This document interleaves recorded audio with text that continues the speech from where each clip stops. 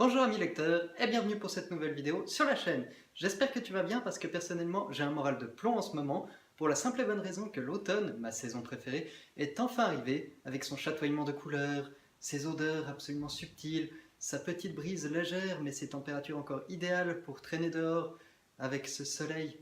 Franchement, vous ne trouvez pas que le soleil d'automne c'est celui qui fait le plus de bien quand on ferme les yeux et qu'on le laisse simplement nous tomber dessus? C'est d'ailleurs exactement le genre de soleil sous lequel j'aime bien me poser pour pouvoir lire. C'est pourquoi cette vidéo sera un petit débriefing de toutes mes dernières lectures depuis mon retour de vacances cet été. Allons-y tout de suite.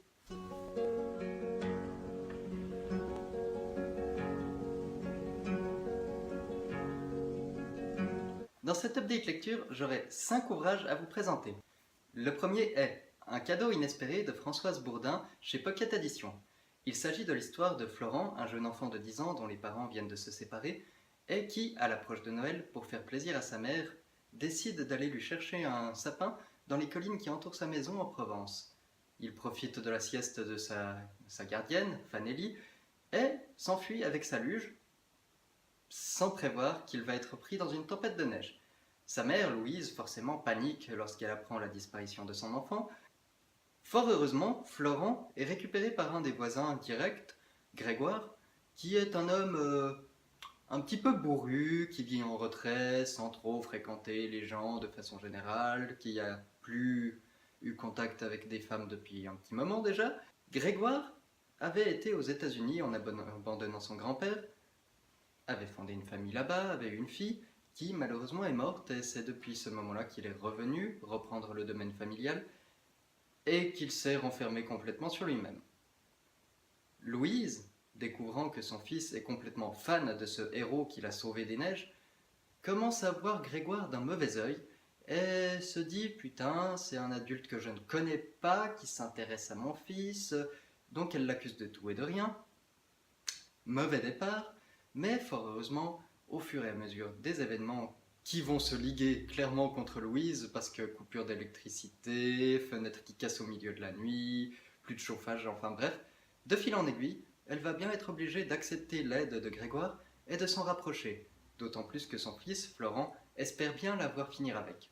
Est-ce que ça fonctionnera? Je vous laisse le découvrir. Pour mon avis sur ce livre, j'ai adoré cette lecture. Le texte est d'une certaine douceur, la plume est très légère, très fluide, l'histoire se laisse lire facilement, et les personnages sont particulièrement attachants. Françoise Bourdin prend apparemment un malin plaisir à bien développer ses personnages, à leur offrir un historique et une personnalité qui nous laisse nous imprégner d'eux.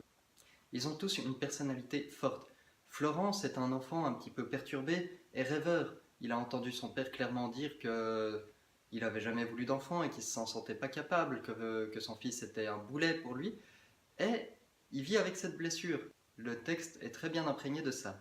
Du côté de Louise, c'est la femme qui a été meurtrie par le départ de son mari avec une poufiasse, clairement, disons-le, et qui, malgré tout, essaye de faire front pour son fils. Fanelli, c'est la bonne petite grand-mère qui n'a jamais eu d'enfant elle-même et qui prend un malin plaisir à garder ce petit Florent et qui est très attachée à Louise.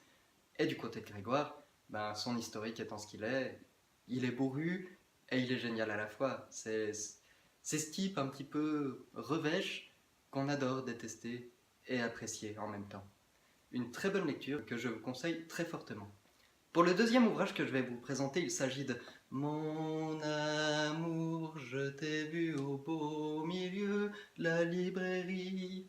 Il s'agit donc de Nos âmes rebelles de Samantha Bailey chez Rajou Éditions.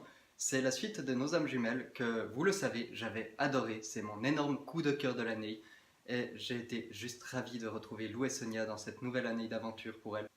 Nous retrouvons donc dans leur dernière année de lycée Sonia, l'écrivaine, et Lou, la dessinatrice, qui continuent à développer leur puissante amitié et qui découvrent encore une fois tous les aléas de la vie. Sonia va se prendre le revers de la médaille par rapport au premier volume parce que c'est elle qui va avoir le cœur brisé, tandis que Lou, elle, va s'ouvrir petit à petit à ce qu'est l'attirance et découvrir tout un tas de choses. Du côté de leur passion, Sonia est en train de développer son premier roman, Mandala, tout en continuant son pensionnat, et Lou, elle, prépare son concours d'entrée à l'école des Gobelins, sa mère ayant enfin accepté de la laisser y entrer, si elle passe l'examen. Bref, encore une année dans la vie de ces deux jeunes filles auxquelles je me suis immensément attaché, probablement en grande partie grâce à la plume de Samantha Bailey qui, une fois de plus, est magistrale. Je pense que c'est l'ouvrage que j'ai lu d'elle que je préfère. C'est vraiment ces personnages les plus touchants, je trouve. Lou et Sonia, c'est l'innocence et c'est le rêve. C'est toute cette puissance de la jeunesse, tout c'est possible qu'on peut s'ouvrir si on est vraiment déterminé. Ce sont deux filles, je retrouve beaucoup de traits de caractère que j'ai dans leur personnalité à elles, et c'est juste formidable. Je ne sais pas quoi dire d'autre parce que juste je me suis fait des petites fiches préparatives pour préparer cette update lecture et le seul mot qui m'est venu à l'esprit c'est un petit cœur parce que c'est voilà, c'est juste génial. J'aime cette histoire, j'aime ces personnages. Même tous les personnages secondaires sont magnifiquement détaillés. L'histoire est prenante, on se laisse aller simplement. On veut découvrir qu'est-ce qui arrive dans la vie de ces jeunes filles. Et voilà, simplement. Le troisième livre que je vais vous présenter est Moi, Simon, 16 ans, Homo sapiens de Becky Albertalli chez le livre de poche jeunesse. Alors, je vous l'ai déjà présenté dans mon précédent book haul. C'est l'histoire de Simon, un jeune garçon donc lycéen à Atlanta, qui est homosexuel, qui ne l'a encore révélé à personne, et qui depuis quelque temps discute avec un autre garçon de son école, qui est également homosexuel, mais dont il ignore l'identité, via le chat interne du lycée. Ce garçon se fait appeler Blue, et petit à petit, Simon va se sentir très proche de lui. Ils vont commencer à se révéler à peu près tout de leur vie, sauf qui ils sont réellement, et Simon va tomber petit à petit amoureux de Blue. Par conséquent, il va commencer à regarder un petit peu tous les garçons de l'école en se disant ce serait bien que ce soit celui-là, ce serait bien que ce soit celui-là. Oh, celui-là, il est super mignon, ce serait vraiment bien si c'était lui. Pas de chance, l'histoire se complique à partir du moment où un autre garçon, Martin, découvre le poteau rose sur son homosexualité en retrouvant sa page de chat ouverte dans la bibliothèque de l'école. Martin, qui est complètement fou amoureux d'une des meilleures amies de Simon, va le faire chanter en lui demandant de lui arranger un rendez-vous s'il ne veut pas qu'il révèle tout à l'école. Bien sûr, Simon se laisse un petit peu manipuler de bon cœur parce qu'il ne veut pas que ça se sache et qu'il ne veut pas que ça retombe sur Blue également. Et d'une manière ou d'une autre, au bout d'un moment, ça va me foirer. Martin va révéler la vérité et par conséquent, ben voilà, coming out forcé. Et puis finalement, révélation de qui est réellement Blue. C'est une histoire dont je n'ai pas grand chose à dire en fait. Je ne vais pas dire que je l'ai pas aimé, c'est pas vrai parce qu'il était bien, mais c'est pas un livre qui m'a réellement autant emporté que ce que j'espérais. Je n'ai rien à lui reprocher personnellement, le texte est bien écrit, il est fluide, on s'attache facilement aux personnages, leur personnalité est bien approfondie, la thématique est joliment présentée, mais peut-être le seul petit défaut que je pourrais dire, c'est que le coming out auprès de la famille, aussi bien du côté de Simon que du côté de Blue, qu'il y a d'autres personnages aussi qui se révèlent, ça se passe presque trop bien. C'est pas que j'espère que ça se passe mal, c'est juste que de façon réaliste, statistiquement, il y a des chances que chez l'un ou l'autre, il y ait un parent qui réagisse mal. Et j'ai trouvé que c'était presque survolé. Bon, il y a quand même des brimades au niveau du lycée, mais au niveau des familles, c'est presque trop léger. Et la conclusion est un petit peu trop fleur bleue gnangnan, je trouve. Mais sinon, c'est un bon livre que je vous conseille de lire, malgré tout. Il n'y a pas de souci avec, c'est juste moi, je ne me suis pas fait autant emporter que ce que je l'espère. Quatrième livre que je vous présente, encore une suite et encore un Samantha Bailey. Il s'agit de À durée déterminée chez J.C. Lattès. On retrouve donc notre charmante petite bretonne, Ophélie, tout de suite à la fin de son stage en train de signer son contrat de CDD chez Pixis, cette entreprise leader en France sur le marché du divertissement de l'imaginaire. Manga, jeux vidéo, figurines et autres fictions. Elle va continuer à se battre pour pouvoir obtenir ce qu'elle espère, son Saint Graal, le CDI à la fin de cette période de 6 mois. En parallèle, le deuxième personnage narratif sera cette fois plus du tout Arthur, que heureusement on s'en est débarrassé parce que je ne le supportais pas.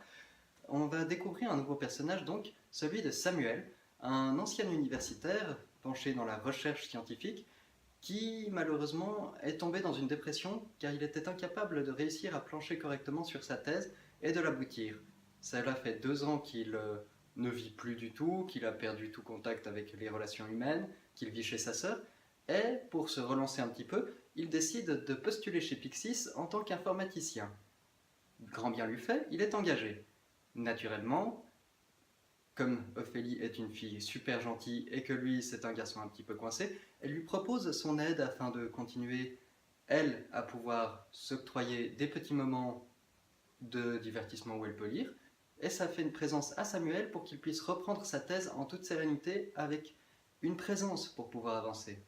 En parallèle, on retrouve également d'autres personnages du premier volume, notamment Alix, que je suis très heureux de retrouver, parce que c'était quand même mon personnage préféré, qui elle aussi, tout en continuant à être super amie avec Ophélie, va devoir se battre pour pouvoir obtenir elle aussi son Saint Graal. Malheureusement, tout ne se passe pas toujours comme prévu et les difficultés commencent à s'amener. Après tout le stage où c'était vraiment le moment où on découvre l'entreprise, on a tous les bons côtés, on se dit waouh, c'est génial, on voit que le paravent, les personnages vont commencer à découvrir l'intérieur de l'entreprise et le combat qui se mène pour pouvoir obtenir une place. Ce jeu des faux semblants qu'on découvre dans le corporate.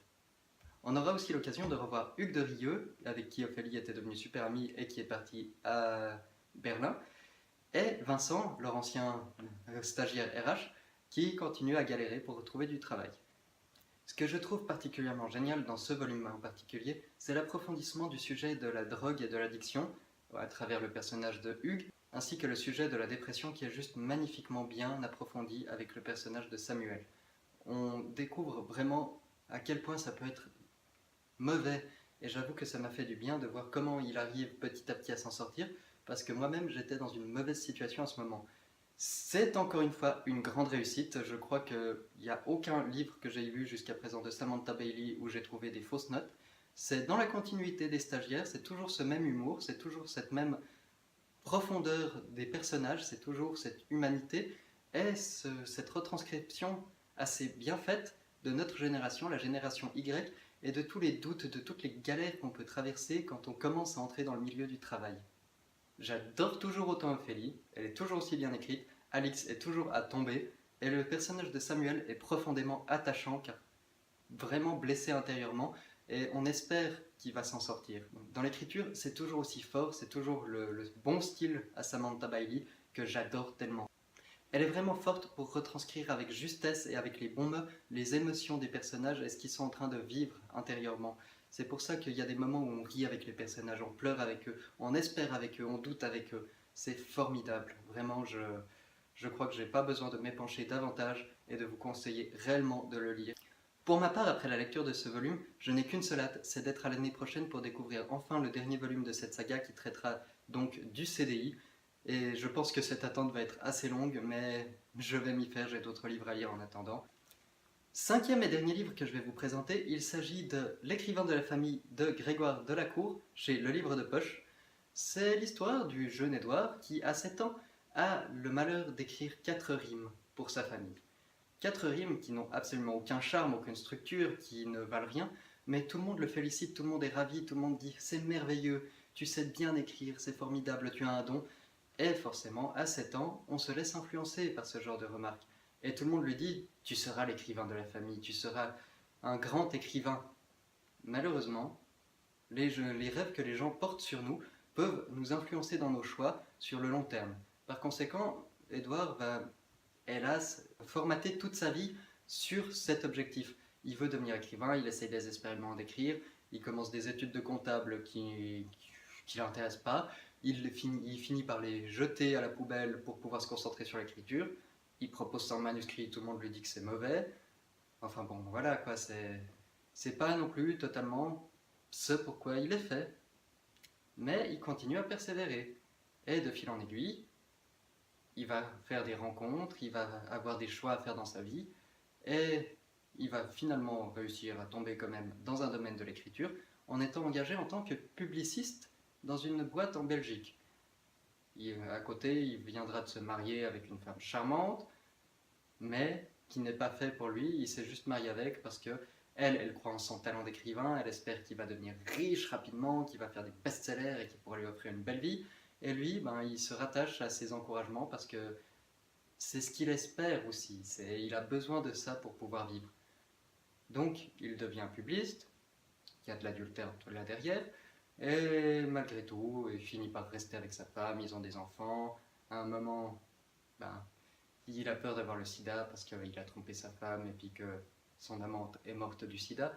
Enfin, c'est un livre très complet qui s'étale sur une petite trentaine d'années et qui nous raconte d'une façon générale à quel point réellement ce que les autres attendent de nous peuvent être néfastes pour notre propre vie.